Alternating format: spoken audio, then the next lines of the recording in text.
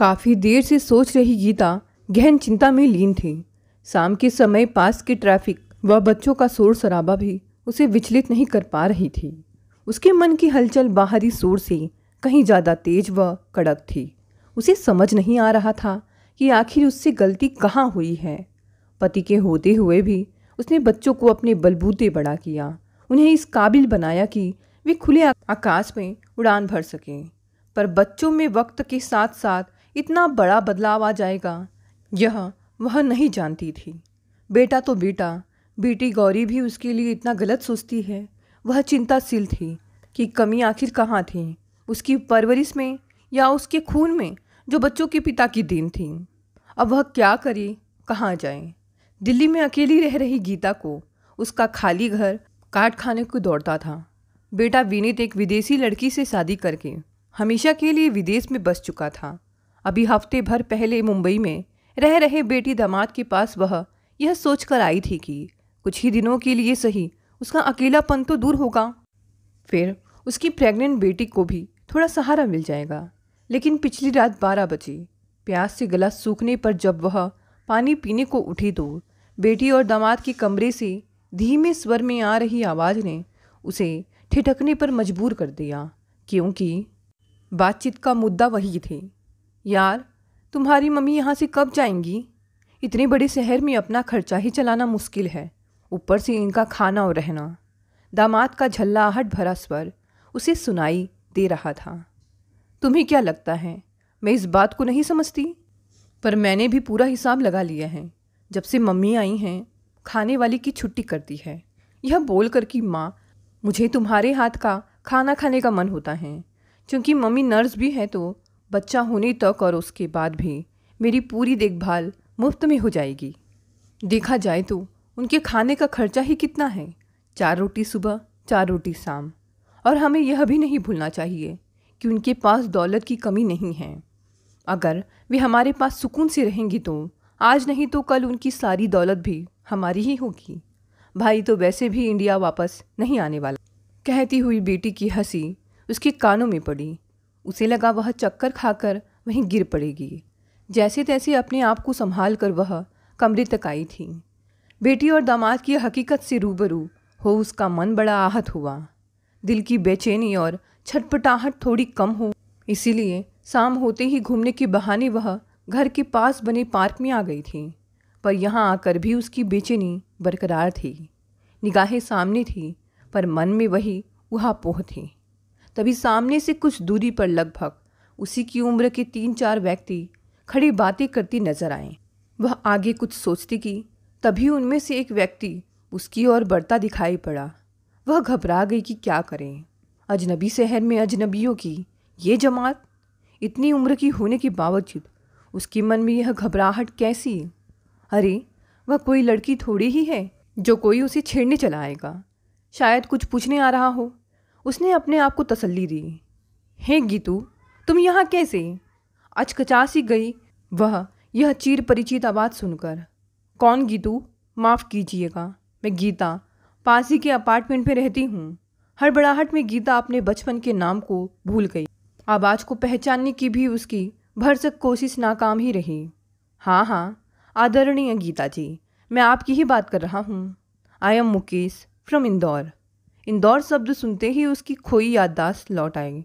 जाने कितने सालों बाद उसने यह नाम सुना था जो उसके भीतर हमेशा हर पल मौजूद रहता था। पर मुकेश को सामने खड़ा देखकर भी वह पहचान नहीं पा रही थी। कारण उसमें बहुत बदलाव आ गया था। कहाँ वह दुबला पतला मरियल सा दिखने वाला मुकेश और कहाँ कुछ उम्र दराज परंतु प्रभावशाली व्यक्तित्व का मालिक यह मुकेश। उसे बहुत अचरज हुआ और अताह खुशी भी। अपना घर वाला नाम सुनकर उसे यूँ लगा जैसे वह छोटी बच्ची बन गई है। अरे, अभी भी नहीं पहचाना? कहकर मुकेश ने धीरे से उसकी बाहों को हिलाया। क्यों नहीं मुकेश, बिल्कुल पहचान लिया। आओ, तुम्हें अपने दोस्तों से मिलाता हूँ।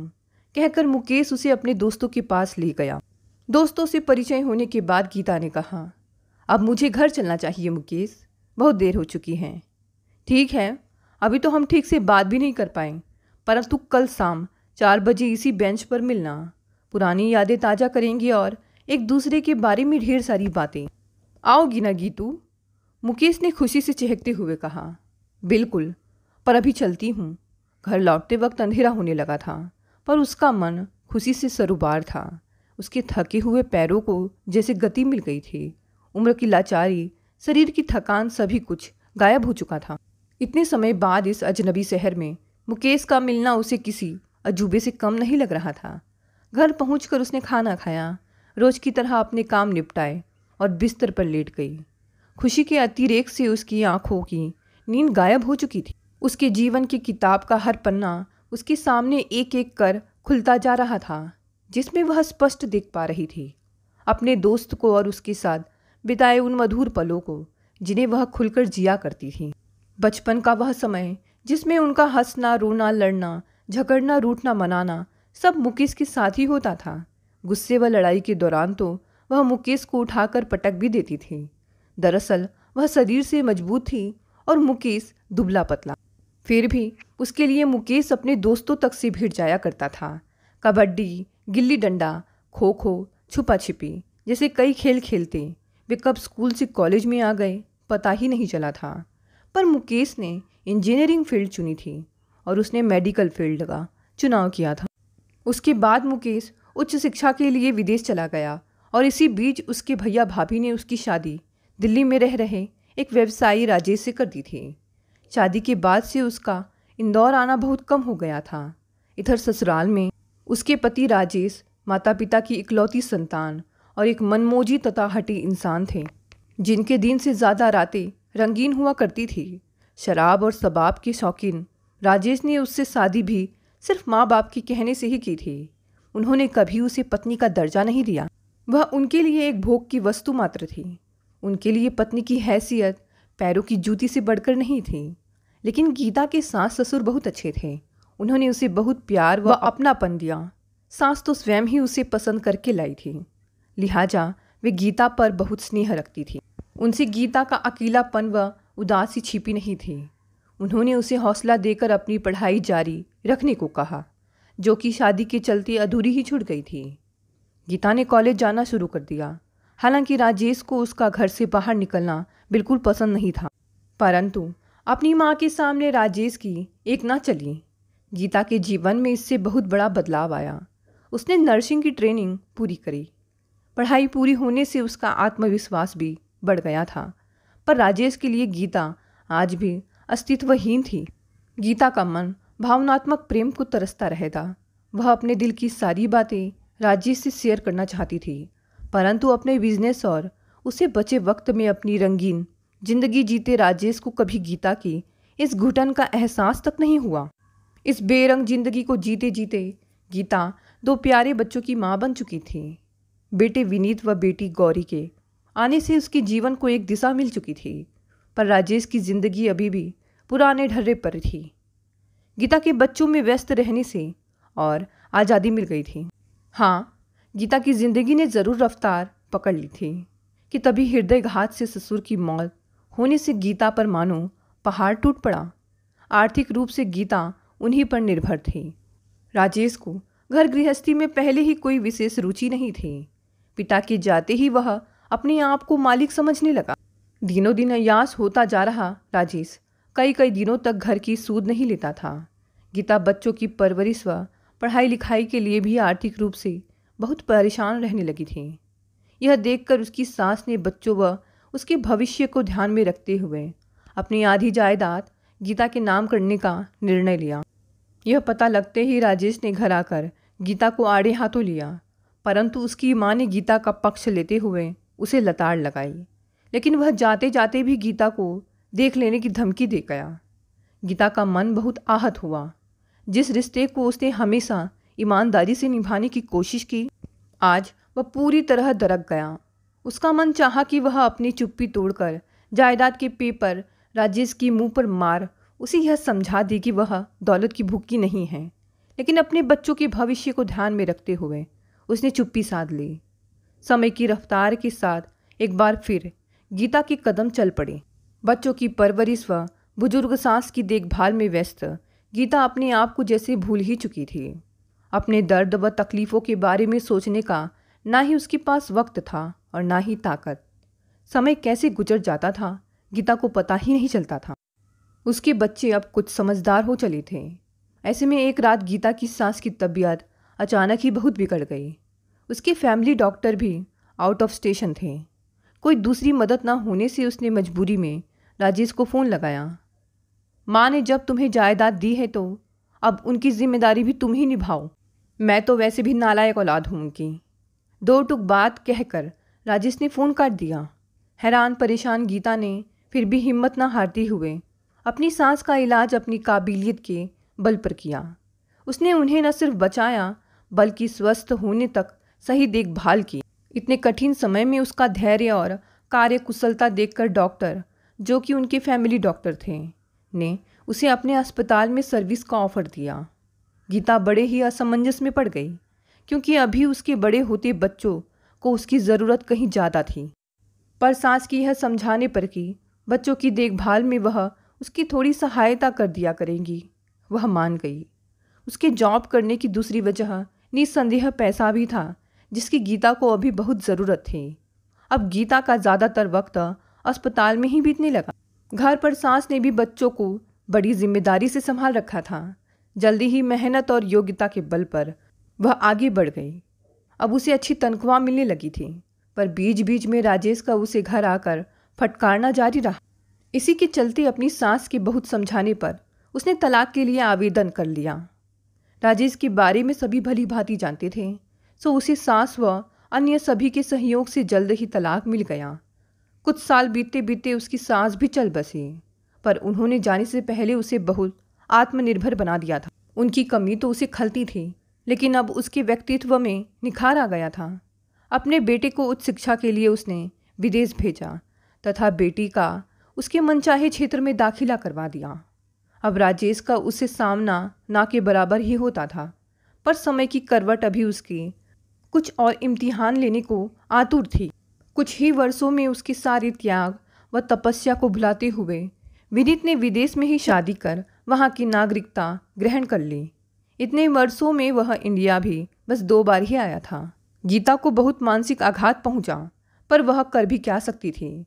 इधर बेटी भी पढ़ाई के दौरान ही आशीष के इश्क में गिरफ्तार हो चुकी थी। जमाने की परवाह न करते हुए उसने बेटी की शादी आशीष से ही करने का निर्णय ले लिया।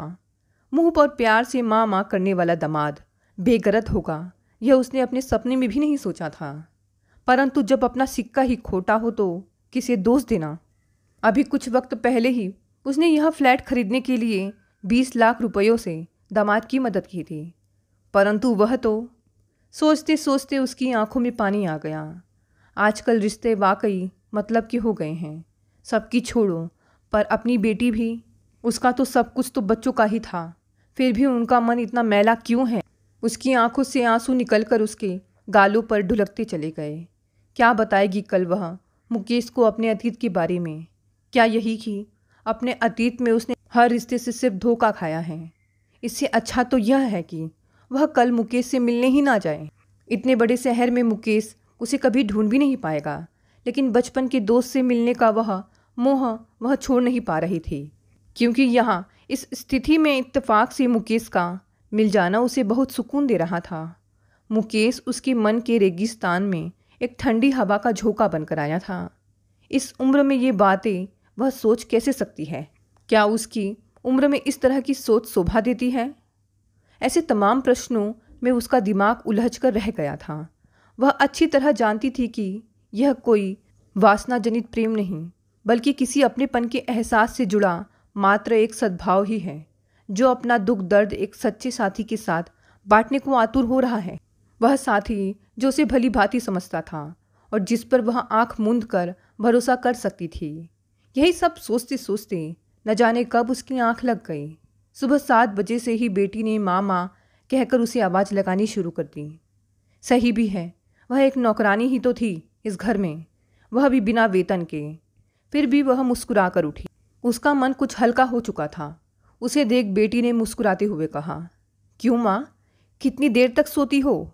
आपको तो मालूम है मैं सुबह सुबह आपके हाथों की ही चाय पीती हूँ। अभी बना देती हूँ गौरी, कहकर उन्होंने उधर से निगाहें फेर ली। बेटी की बनावटी हंसी ज़्यादा देर तक देखने की इच्छा नहीं हुई उनकी। घर का सब काम निपटा कर नियत 4 बजे गीता घर से निकल गई। पार्क पहुंचकर देखा तो मुकेश उसका इंतज़ार करता दिखाई दिया। आओ गीता, मैं तुम्हारा ही इंतज़ार कर रहा था, मुकेश ने प्रसन्नता व अपनेपन के साथ कहा। मुझे बहुत देर तो नहीं हो गई मुकेश? क्या तुम्हें काफ़ी इंतज़ार करना पड़ा? हाँ, इंतज़ार तो करना पड़ा, मुकेश रहस्यमय ढंग से मुस्कुराया। थोड़ी ही देर में वे दोनों अपने बचपन को एक बार फिर से जीने लगे। पुरानी सभी बातें याद करते करते दोनों थक गए। हंस हंस कर दोनों का बुरा हाल था। तभी मुकेश ने उसकी आंखों में आंखें डालकर पूछा, तुम अब कैसी हो गीता? मेरा मतलब तुम्हारे पति व बच्चे कैसे हैं, कहाँ हैं? कुछ अपने आज के बारे में बताओ। मैं बिल्कुल ठीक हूँ, बहुत अच्छे से, कहते हुए गीता ने मुंह दूसरी ओर कर लिया। अच्छी बात है, यही बात ज़रा मुंह इधर करके कहना।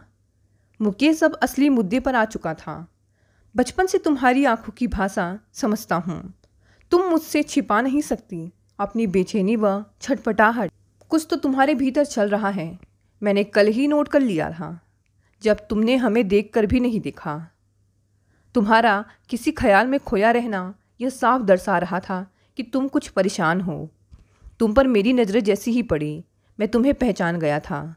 अब मुझे साफ साफ बताओ, किस हाल में हो तुम?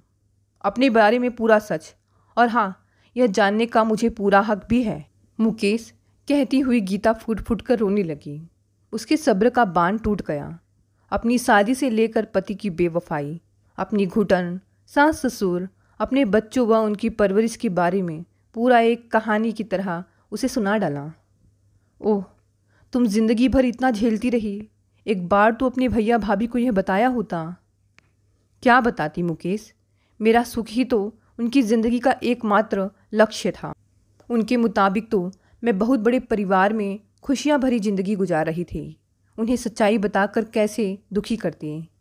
चलो जो भी हुआ जाने दो, आओ मेरे घर चलते हैं, मुकेश ने उसका हाथ पकड़ते हुए कहा। नहीं मुकेश, आज तो बहुत देर हो चुकी है, गौरी परेशान हो रही होगी, फिर किसी दिन चलूँगी तुम्हारे घर। मुकेश के अचानक से हाथ पकड़ने पर वह थोड़ी अचकचा गई। तुम आज ही चलोगी? बहुत परेशान हुई हो आज तक, अब थोड़ा उन्हें भी परेशान होने दो। मेरे बच्चों से मिलो, तुम्हें सच में अच्छा लगेगा, कहते हुए मुकेश उठ खड़ा हुआ। मुकेश की जिद के आगे बेबस गीता कुछ संकोच के साथ उसके संग चल पड़ी। बड़ी ही आत्मीयता के साथ मुकेश की बहू ने गीता का स्वागत किया। कुछ देर के लिए गीता जैसे अपने आप को भूल ही गई। मुकेश के पोते के साथ खेलते खेलते वह खुद भी छोटी सी बच्ची बन बैठी। वही बातों ही बातों में मुकेश की बहू से ही उसे पता चला कि उसकी सासू माँ अर्थात मुकेश की पत्नी का देहांत 4 साल पहले एक रोड एक्सीडेंट में हो चुका है। उस दिन मुकेश का जन्मदिन था और वे मुकेश के जन्मदिन पर उनके लिए सरप्राइज पार्टी की तैयारियां करने ही बाहर गई थी। यह सुनकर गीता चौंक उठी। उसे मुकेश के लिए बहुत दुख हुआ। अचानक उसकी नज़र घड़ी पर पड़ी और उसने चलने का उपक्रम किया। मुकेश उसे छोड़ने पैदल ही उसके अपार्टमेंट के बाहर तक आया। मुकेश, तुम्हारे पोते और बहू से मिलकर मुझे बहुत अच्छा लगा। सच बहुत खुश हो तुम? अरे अभी तुम हमारे करण अर्जुन से नहीं मिली हो, जनाब ऑफिस से बहुत लेट आते हैं, मुकेश ने मुस्कुराते हुए कहा। चलो फिर सही, कहते हुए गीता लिफ्ट की ओर चल पड़ी। अब कब मिलोगी? मुकेश ने उसे पुकारा। हाँ मुकेश देखो, अब कब मिलना होता है, गीता ने एक बूझी सी आवाज़ में कहा। अरे इतने पास तो हमारे घर हैं और मिलने के लिए इतना सोचोगी? कल शाम को मिलते हैं ना पार्क में, मुकेश ने जोर दिया। ठीक है मुकेश, मैं तुम्हें फ़ोन करती हूँ, जैसा भी संभव होगा, कहते हुए लंबे डग भरते हुए वह लिफ्ट में दाखिल हो गई। जैसा कि उसे डर था, घर के अंदर घुसते ही उसे गौरी की घूरती आंखों का सामना करना पड़ा। बिना कुछ बोले वह जल्दी से अपने काम में लग गई। रात में सोते समय वह फिर मुकेश के बारे में सोचने लगी। कितना प्यारा परिवार है मुकेश का, उसके बेटे बहू कितना मान देते हैं उसे, कितना प्यारा पोता है उसका। मेरा पोता भी तो लगभग इतना ही बड़ा हो गया होगा, पर उसने तो सिर्फ तस्वीरों में ही अपनी बहू और पोते को देखा है। कितनी बार कहा विनीत से कि इंडिया आ जाओ, पर वह तो सब भूला बैठा है। काश अपनी माँ की तसल्ली के लिए ही एक बार आ जाता तो वह अपने पोते और बहू को जी भर कर देख लेती और उन पर अपनी ममता लुटाती। लेकिन उसका बेटा तो बहुत निष्ठुर हो चुका है। एक गहरी आह निकली उसके दिल से। मुकेश की खुशहाली देखकर शायद उसे अपनी बदहाली और साफ दिखाई देने लगी थी, परंतु अब वह मुकेश से ज़्यादा मिलना नहीं चाहती थी, क्योंकि रोज़ रोज़ बेटी से झूठ बोलकर इस तरह किसी व्यक्ति से मिलना उसे सही नहीं लग रहा था, भले ही वह उसका दोस्त ही क्यों ना हो। बेटी से मिलवाए भी तो क्या कहकर? आखिर बेटी दामाद उसके बारे में क्या सोचेंगे?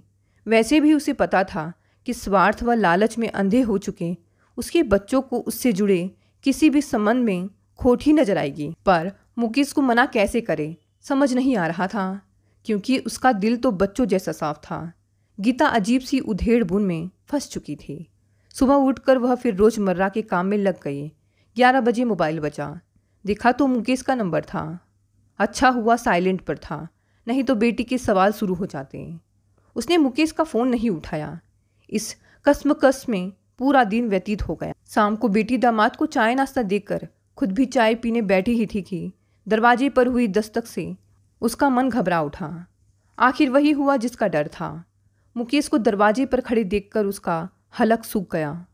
अरे आओ मुकेश, उसने बड़ी कठिनता से मुंह से शब्द निकाले। मुकेश ने खुद ही अपना परिचय दे दिया। उसके बाद मुस्कुराते हुए उसे अपने पास बिठाया और बड़ी ही सहजता से उसने गीता के संग अपने विवाह की इच्छा व्यक्त कर दी। यह बात सुनते ही गीता चौंक पड़ी। कुछ बोल पाती उससे पहले ही मुकेश ने कहा, वह जो भी फैसला ले सोच समझ कर ले। गीता का कोई भी फैसला उसे मान्य होगा। कुछ देर चली बातचीत के दौरान उसकी बेटी और दामाद का व्यवहार मुकेश के प्रति बेहद रूखा था। मुकेश की जाते ही बेटी ने उसे आड़े हाथों लिया और यहाँ तक कह दिया, माँ क्या यही गुल खिलाने के लिए आप दिल्ली से मुंबई आई थी? अब तो आपको माँ कहने में भी मुझे शर्म आ रही है। दामाद ने कहा कुछ नहीं, लेकिन उसके हाव भाव ही उसे आहत करने के लिए काफ़ी थे। अपने कमरे में आकर गीता फूट फूट कर रोने लगी। बिना कुछ भी किए उसे उन अपनों द्वारा जलील किया जा रहा था जिनके लिए अपनी पूरी जिंदगी उसने दांव पर लगा दी थी। उसका मन आज चित्कार उठा। उसे मुकेश पर भी क्रोध आ रहा था कि उसने ऐसा सोचा भी कैसे। इतनी जल्दी ये सब? अभी कल परसों ही मिले हैं। उससे बिना पूछे बिना बताए मुकेश ने खुद ही ऐसा निर्णय कैसे ले लिया? लेकिन वह यह भी जानती थी कि उसकी परेशानियां और परिस्थिति देखकर ही मुकेश ने ऐसा निर्णय लिया होगा। वह उसे अच्छे से जानती थी। बिना किसी लाग लपेट के वह अपनी बात सामने वाले के पास ऐसे ही रखता था। स्थिति बद से बदतर होती जा रही थी। उसकी ज़िंदगी ने कई झंझावत दिखे थे, परंतु आज उसके चरित्र की मान प्रतिष्ठा भी दांव पर लगी हुई थी। उसने अपने मन को संयत करने की भरपूर कोशिश की, लेकिन आज हुए इस अपमान पर पहली बार उसका मन उसी से विद्रोह कर बैठा। क्या उसका जन्म केवल त्याग और बलिदान के लिए ही हुआ है? क्या उसका अपना कोई वजूद नहीं है सिवाय एक पत्नी, बहू और माँ बनने के? जीवन की एक रास्ता को वह आज तक ढोती चली आई है, महज अपना समय मानकर। क्या सिर्फ इसलिए कि ये बच्चे आगे चलकर उसे इस तरह धिक्कारें? आखिर उसकी गलती ही क्या है? क्या कुछ भी कहने से पहले बेटी और दामाद को उसे इस बात की पूरी जानकारी नहीं लेनी चाहिए? क्या उसकी बेटी ने उसे इतना ही जाना है? लेकिन वह भी किसके व्यवहार पर आंसू बहा रही है? अरे यह तो वही बेटी है जिसे अपनी माँ को अपने घर की नौकरानी समझा है। उसे किसी भी तरह की इज्जत की उम्मीद करना मूर्खता ही तो है, जो माँ को 2 रोटी भी जायदाद हासिल करने के लिए लालच से खिला रही है। वह उसकी बेटी तो नहीं हो सकती। अब वह समझ गई कि दूसरों से इज्जत चाहिए तो पहले उसे स्वयं अपनी इज्जत करना सीखना होगा, अन्यथा यही सब इसी तरह चलता रहेगा। कुछ सोचकर वह उठी। घड़ी ने रात की 9 बजाए। बाहर हॉल में आई तो बेटी दामाद नहीं थे। हालात के मुताबिक खाना बनने का तो कोई सवाल ही नहीं था। शायद इसीलिए खाना खाने बाहर गए हों। शांत मन से उसने बहुत सोचा, हाँ मुकेश ने यह जानबूझकर किया है। अगर वह इससे इस बात का जिक्र भी करता तो वह कभी राजी नहीं होती, खुद ही साफ शब्दों में इनकार कर देती और अपने बच्चों की इस घिनौनी प्रतिक्रिया से भी अनजान ही रहती। फिर शायद अपने लिए जीने की उसकी इच्छा भी कभी बलवत न होती। उसके मन का आईना साफ हो सके, इसीलिए मुकेश ने उसके ऊपर जमी धूल को झटकने की कोशिश की है। अभी उसकी ज़िंदगी ख़त्म नहीं हुई है। अब से वह सिर्फ अपनी खुशी के लिए जिएगी। गीता ने मुस्कुराकर ज़िंदगी को गले लगाने का निश्चय किया और मुकेश को फ़ोन किया। हल्का फुल्का कुछ बनाकर खाया और चैन से सो गई। सुबह उठी तो मन बहुत हल्का था। उसका प्रिय गीत उसके होठों पर अनायास ही आ गया। गुनगुनाते हुए तैयार होने लगी, इस बात से बेफिक्र कि बाहर उसकी बेटी व दामाद उसके हाथ की चाय का इंतज़ार कर रहे हैं। दरवाजे की घंटी बजी। गीता ने दरवाज़ा खुला। बाहर मुकेश खड़े थे। गीता ने मुस्कुराकर उनका अभिवादन किया और भीतर बुलाकर एक बार फिर से उनका परिचय अपनी बेटी व दामाद से करवाया। ये हैं तुम्हारे होने वाले पापा। हमने आज ही शादी करने का फ़ैसला लिया है। आना चाहो तो तुम भी इनवाइट हो। बिना यह देखे कि उसमें अचानक आए इस परिवर्तन से बेटी और दामाद के चेहरे पर क्या भाव उपजे हैं, गीता मुकेश का हाथ थामकर उसके साथ चल पड़ी अपनी नई जिंदगी की ओर। दोस्तों, ये कहानी यहीं समाप्त हो गई। मिलते हैं अगली नई कहानी से। धन्यवाद दोस्तों।